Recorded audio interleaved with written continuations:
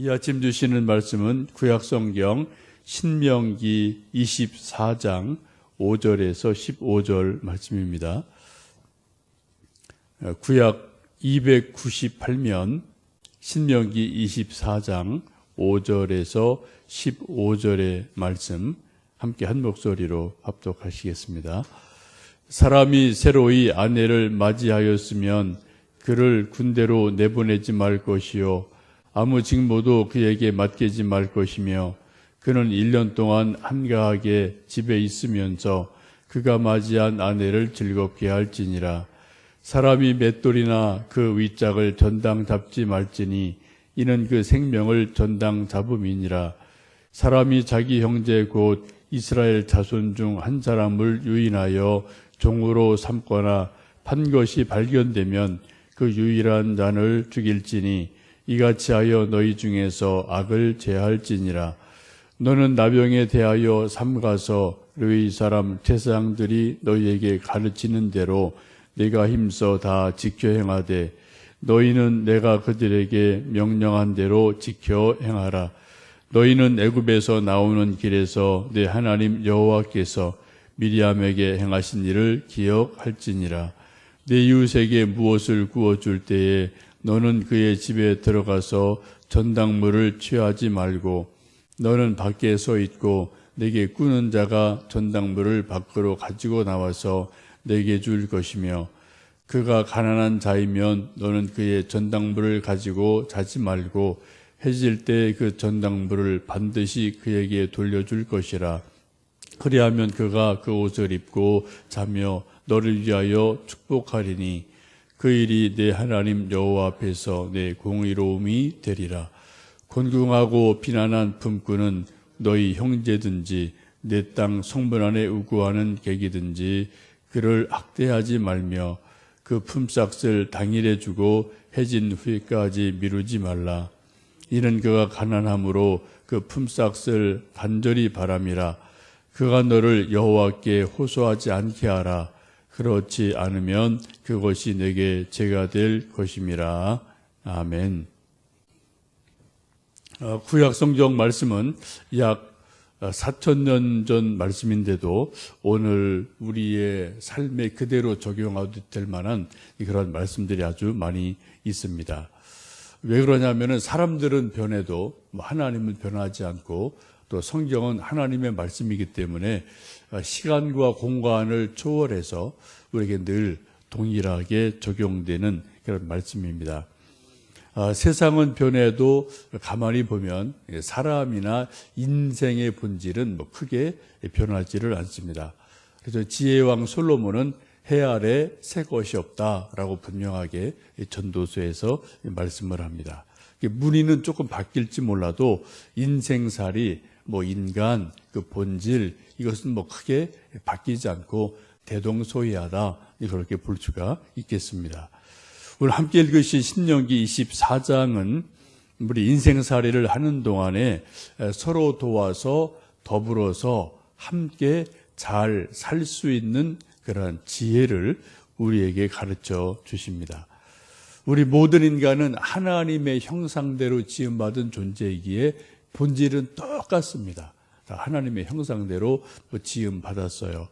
그런데 살다 보면은 개인의 어떤 능력 차이가 있어서 공부를 잘하는 사람이 있고 조금 못하는 사람이 있고 돈을 잘 버는 사람이 있고 조금 못 버는 사람이 있고 힘이 센 사람이 있고 힘이 약한 사람이 있고 이런 어떤 능력의 차이가 일어나게 되죠.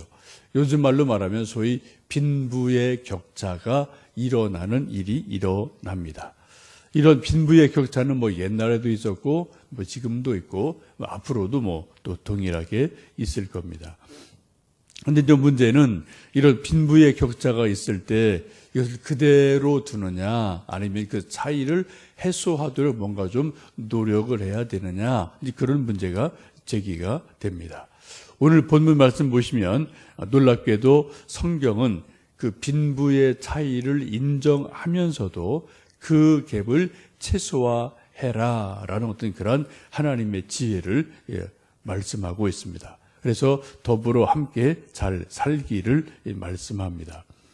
이것을 우리식으로 요즘 우리말로 말한다면 소위 동반성장이라고 말할 수가 있겠습니다. 우리나라 정부기구 중에 동반성장위원회라는 것이 있고요. 한때 정운찬 전 총리가 이러한 걸 아주 많이 강조를 했던 것을 여러분 기억하실 겁니다. 이 정운찬 전 총리도 나름대로 신실한 기독교인이거든요. 장로님이고 신실한 분이어서 또 경제학에 나름대로 깊은 조예가 있는 분이어서 나름대로 성경적인 가치관을 우리 지금 현실에서 어떻게 좀 잘 만들어갈 수 있나 이런 문제를 나름대로 고민하는 분으로 알려져 있습니다. 오늘 신명기는 약 3,500년, 4,000년 전의 말씀인데 동반성장이라는 가치를 우리에게 동일하게 말씀합니다.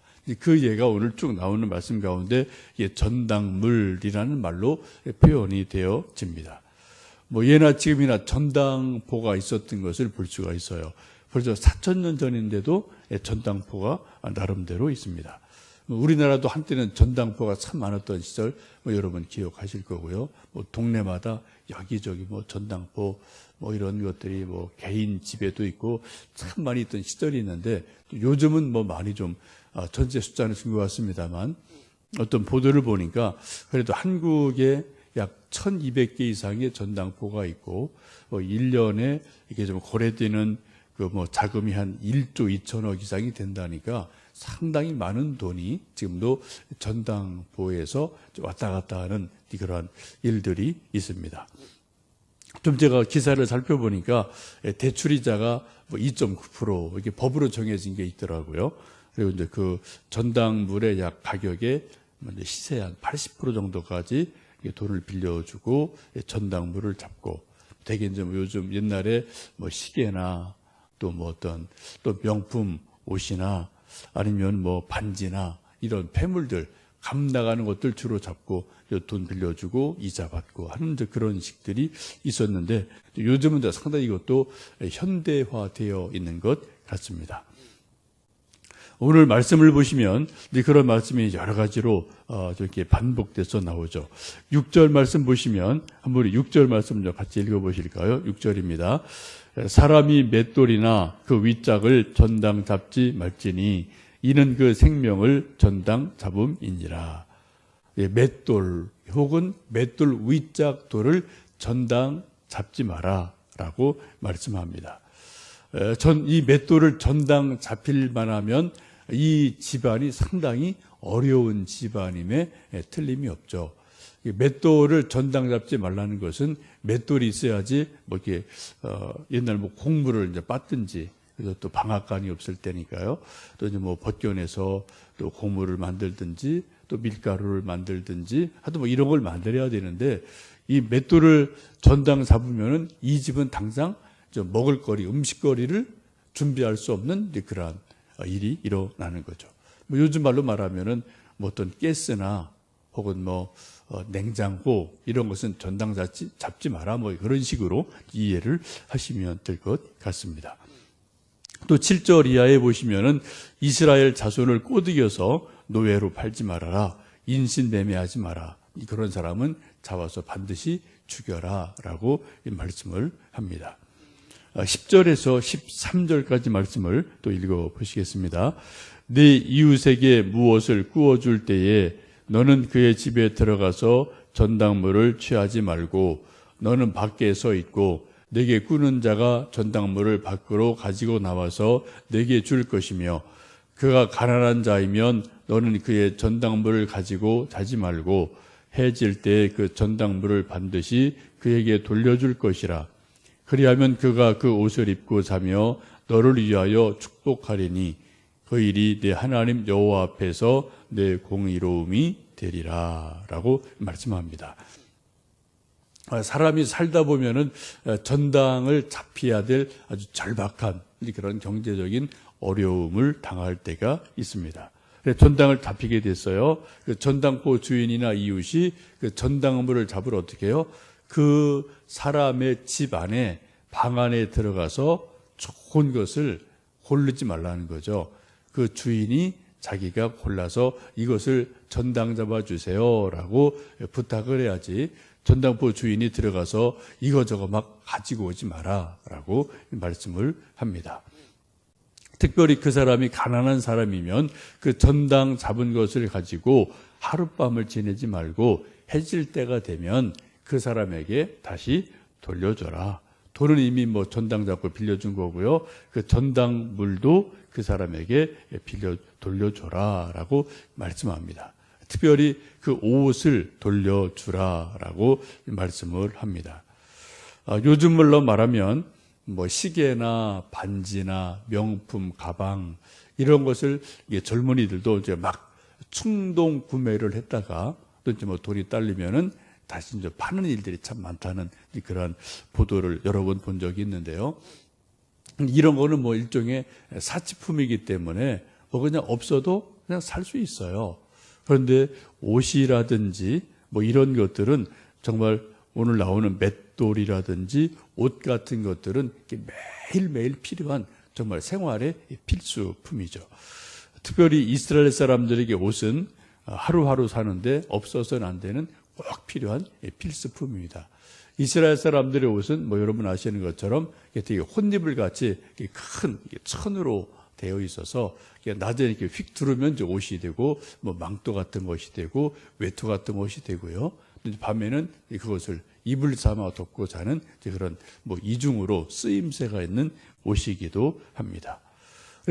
이 사람이 가난해서 전당 잡힐 게 없으면은 뭐 그때도 이런 옷을 전당 잡히고 뭐 곡식을 꾸든 돈을 빌리든 그러한 일이 있게 됩니다.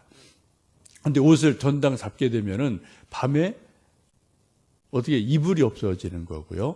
추운 밤에 덜덜 떨면서 잠을 잘 수밖에 없는 그런 딱한 사정이 일어나게 됩니다. 그래서 오늘 13절 말씀 보시면은 가난한 자에게서 옷을 전당 잡게 되면은 그것을 해질 때 반드시 그에게 돌려줘라 라고 말씀합니다. 13절을 보시면 아주 중요한 말씀이 있는데요. 해질 때에 그 전당물을 반드시 그에게 돌려줄 것이라. 그리하면 그가 그 옷을 입고 자며 너를 위하여 축복하리니 그 일이 내 하나님 여호와 앞에서 내 공의로움이 되리라 라고 말씀합니다. 이러한 비슷한 말씀이 출애굽기 22장 26절 이하에도 있는데 이러한 말씀입니다. 내가 만일 이웃의 옷을 전당 잡거든 해가 지기 전에 그것을 돌려보내라. 그것이 유일한 옷이라. 그것이 그의 알몸을 가릴 옷인즉 그가 무엇을 입고 자겠느냐. 그가 내게 부르짖으면 내가 들으리니 나는 자비로운 자임이니라 라고 말씀합니다. 옷을 전당 잡혀서 밤에 살 때 덮을 이불이 없어서 알몸으로 벌벌 떨고 있으면 그 사람이 잠을 자면서 얼마나 고통을 당하겠느냐, 얼마나 또 내게 부르짖겠느냐. 그러면서 그 밤이 되면 반드시 옷을 전당 잡은 것을 돌려주어라 라고 말씀하고 있습니다. 여러분 한번 상상을 해보세요. 이제 극히 가난해서 옷을 전당을 잡고 곡식을 조금 빌리고 돈을 조금 빌려서 이제 밤에 잠을 자야 되는데 옷이 곧 이불이 없어져서 알몸으로 벌벌 떨며 잘 때 뭐 우리가 추울 때 그런 기억이 있잖아요. 뭐 시골에 자랄 때 막 이 소리가 딱딱 부딪히면서 아이고 추워 하고 막 이렇게 벌벌 떨면서 잠 못 이룰 때가 있는데 이 사람도 벌벌 떨면서 아이고 하나님 추워 죽겠습니다. 아이고 하나님 추워 죽겠어요. 막 신음소리를 내며 잠을 이루지 못하는 그러한 일이 발생할 수가 있습니다. 이런 신음소리를 하나님이 들으시고 하나님이 괴로우신 거죠. 그리고 참 사람들이 인정머리가 없구나라고 생각을 하시게 될 겁니다. 반대로 옷을 돌려주어서 그 사람이 그 옷을 덮고 이불을 덮고 잠을 자면서 아이고 하나님 오늘도 알몸으로 추워서 죽을 줄 알았는데 이 전당포 주인이 마음씨가 너무 좋아서 이 전당물을 오늘 해지기 전에 밤에 나에게 돌려줬습니다. 내가 오늘 밤이처럼 따뜻하게 잘 수 있어서 너무 감사합니다. 하나님 저 전당포 주인 좀 축복해 주세요. 정말 마음이 참 좋은 사람입니다. 저 사람 복 받아야 되겠습니다. 라고 이 사람이 잠을 자면서 그 전당포 주인을 축복하고 감사한 마음을 하나님께 기도를 드리지 않겠습니까? 근데 그 기도가 정말 하나님께 상달되어서 하나님이 그 기도를 기뻐 들으시지 않겠느냐라고 지금 말씀을 하고 있습니다. 여러분, 우리 모두의 기도가 다 진실한 기도이지만 성경을 보시면 특별히 가난한 자, 이런 사람들의 기도를 하나님이 더 귀 기울이셔서 들으신다라는 말씀을 볼 수가 있습니다. 그래서 지금 이 전당 잡힌 물건, 특별히 옷을 해가 질 때 반드시 돌려주어서 그 사람이 그 이불을 덮고 잠을 자면서 하나님 저 사람 축복 좀 해주세요. 저 집 축복해 주세요라고 기도하면 그 복이 너에게 임하지 않겠느냐라고 말씀하는 것을 보게 됩니다. 또 14절, 15절 말씀은 품꾼에 대한 말씀인데 품꾼의 품삯을 학대하지 말고 당일 주어라 라는 말씀을 보게 됩니다. 이 말씀을 오늘 말씀 신명기 24장 말씀을 쭉 보시면 우리 모든 인간은 하나님의 형상대로 지음받은 존귀한 존재이고 정말 귀한 사람들입니다. 그런데 인생을 살다 보면은 어떻게 해요? 능력에 따라서 개인 차에 따라서 조금 더 공부를 잘하는 사람, 공부를 못하는 사람, 돈을 잘 버는 사람, 조금 못 버는 사람, 힘이 센 사람, 힘이 좀 약한 사람, 이런 것은 뭐 늘 개인적인 능력의 차이는 옛날에도 있었고 뭐 지금도 있고 앞으로도 뭐 계속 있게 마련이죠. 근데 이런 것을 어떻게 최소화시키느냐라는 것을 오늘 신명기 24장에서는 서로 배려해라. 그리고 요즘 말로 말하면 소위 동반 성장을 꾀해서 서로 더불어 잘 살아가도록 서로를 배려해라 라는 그런 말씀을 들려주고 있습니다. 오늘도 우리가 사회에 나가면 또 직장에 가고 학교에 가고 이렇게 저렇게 살다 보면은 뭐 학교에도 뭐 늘 그런 게 있죠. 1등하는 학생이 있고 꼴등하는 학생이 있고 세상에서도 뭐 직장에서도 뭐 일 잘하는 사람이 있고 그렇지 않은 사람이 있고 다 이건 뭐 있기 마련인데 특별히 이 가진 자 또 앞서가는 사람이 조금 뒤에 오는 사람을 배려해서 함께 더불어 살아갈 수 있도록 권면하시는 하나님의 말씀을 보게 됩니다. 오늘도 여러분이 또 저나 여러분 또 누구를 어떻게 만날지 모르겠습니다. 우리도 뭐 때로는 앞서갈 때가 있고 때로는 뒤에 있을 때 있고 다 뭐 인생이 그런 거죠. 그때 여러분 뒤에 있다고 너무 기죽지 마시고요.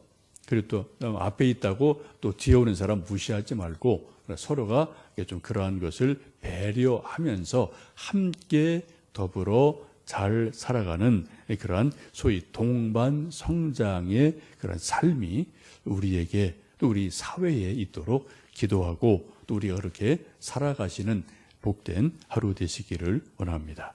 함께 기도하시겠습니다.